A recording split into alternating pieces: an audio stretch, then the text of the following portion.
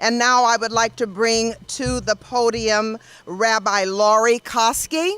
Rabbi Coskey was ordained as one of the first female rabbis in the United States in 1985. She recently became president and CEO of the United Way of San Diego County.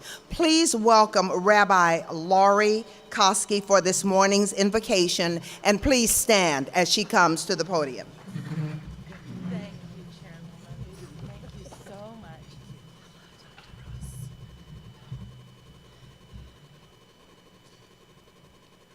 What a beautiful sight. And that made me seem so old, but I've spent all those years here in San Diego beside you as well. If you are willing, and it is permissible in your culture and your faith tradition, please take the hand of the person on each side of you. That means you'll have to turn into each other.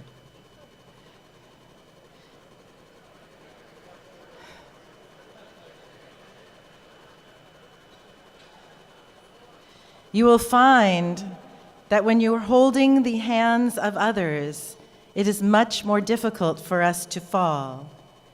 And now let us take a few breaths to come together with one another and be present in this space. Breathing in, we feel the hand of the person on one side of us. And breathing out, we notice that hand and how it feels in ours. And again, breathing in, we feel the hand of the person on the other side of us. And breathing out, we notice that hand and how it feels in ours. This morning, we honor the Reverend Dr. Martin Luther King Jr. We ourselves take on his mantle of activism and legacy. This year of all years, we come together to renew our commitment to Dr. King's audacious vision. Martin lifted us up with his voice and deeds. He said, "I have the audacity to believe that peoples everywhere can have 3 meals a day for their bodies, education and culture for their minds, and dignity and equality and freedom for their spirits." Dr. King paid the highest price for his personal sense of purpose.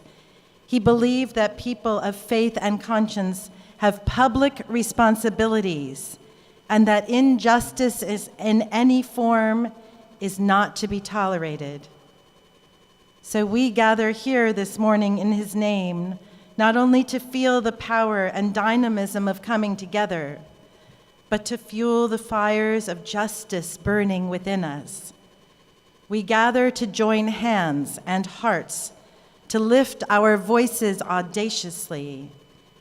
In his sermon at Mason Temple in Memphis, Dr. King said, "Let us rise up with a greater readiness. Let us stand with a greater determination. And let us move on in these powerful days, these days of challenge, to make America what it ought to be." He said, "We have an opportunity to make America a better nation, and I want to thank God once more for allowing me to be here with you."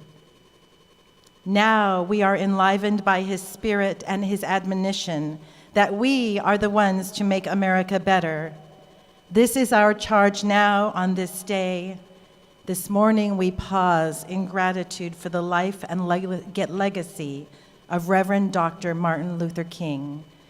May the memory of this righteous prophet be for us a blessing and motivate us to lift our voices for goodness and righteousness in service to humanity.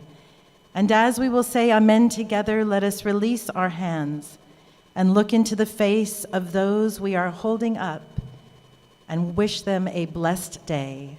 Together we say, amen.